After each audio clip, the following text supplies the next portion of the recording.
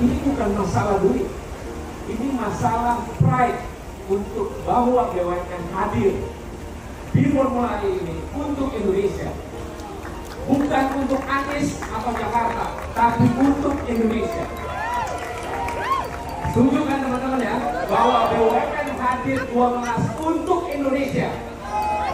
Soal Formula E Pak, kata Pak Syahroni belum ada BUMN yang sponsori Pak, seperti apa Pak? No comment. Sementara terkait dengan sponsor, ajang balap ini telah mendapatkan 31 sponsor dari pihak swasta tanpa adanya sponsor dari BUMN. Syahroni memastikan Formula E akan tetap berjalan optimal meskipun tanpa sponsor BUMN.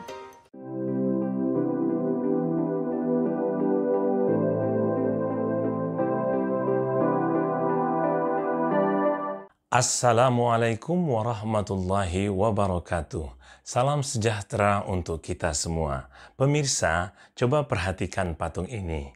Anda tentu tahu sosok siapa ini.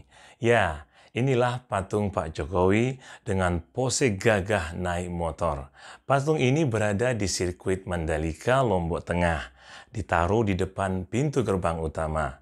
Tingginya 3 meter dan karena terbuat dari perunggu, kuningan, dan dilapisi stainless steel, maka beratnya mencapai 3 ton.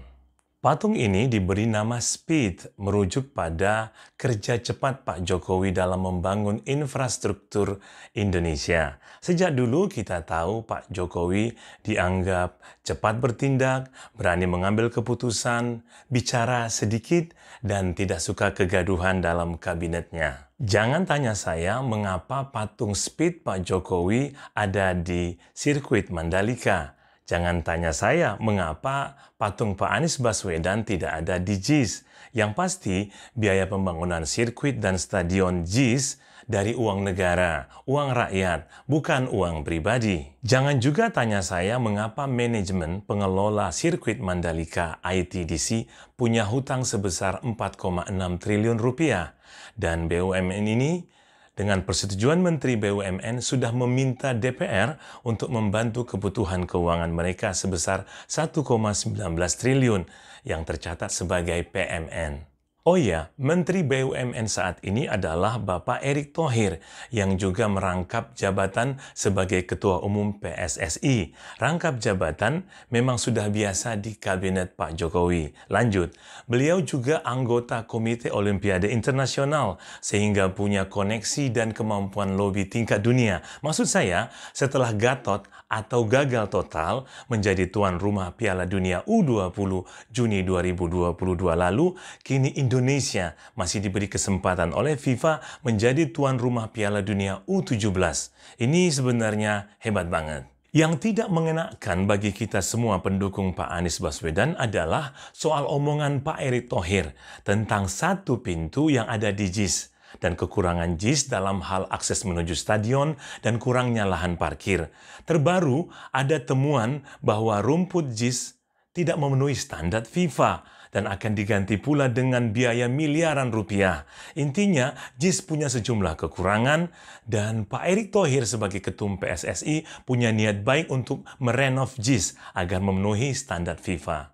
Tapi tunggu dulu, logika saya nggak mau menerima begitu saja alur cerita soal niat baik ini. Biar bagaimanapun, saya lebih suka mempertanyakan kenapa ya untuk Piala Dunia U17 harus memakai JIS. Sambil koar-koar bilang JIS kurang di sana-sini, macam-macam lah. Hal inilah yang membuat gaduh dan menjadi sangat politis. Itu menurut Pak Ges Khalifah, pendukung terdepan Pak Anies di Jakarta. Kalau mau pakai, ya pakai aja. Ojo kakean cangkem. Catat ya, untuk Piala Dunia U20 yang gagal Juni 2022 lalu, dialokasikan dana negara sebesar 675 miliar. Untuk berbagai keperluan tentunya. Nah, sebanyak 175 miliar sudah digunakan untuk merenovasi 5-6 stadion di beberapa provinsi di Indonesia, sehingga memenuhi standar FIFA. Dan event itu akhirnya gagal. Ingat, gagal bukan karena kondisi stadion, tetapi karena dua gubernur, yaitu Pak Ganjar Pranowo dan Pak Wayan Koster menolaknya. gagal bukan karena faktor fasilitas, tetapi karena faktor manusia. Clear ya? Jadi, daripada bikin gaduh dan mengeluarkan dana miliaran rupiah untuk renovasi JIS, sebaiknya Pak Erick Thohir jangan menggunakan JIS untuk Piala Dunia U17.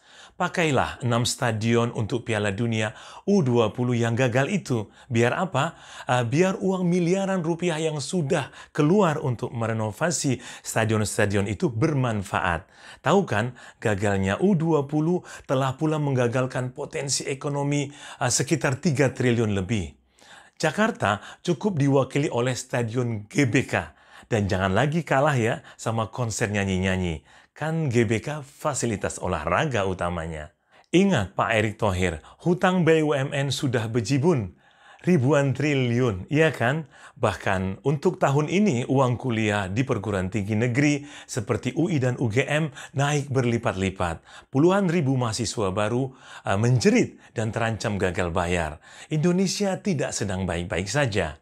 Maka berhematlah sebanyak mungkin, berhemat uang negara, dan tentunya hemat bicara, jaga lisan, hindari kegaduhan. Seorang pejabat publik berkewajiban untuk menjaga ketentraman publik.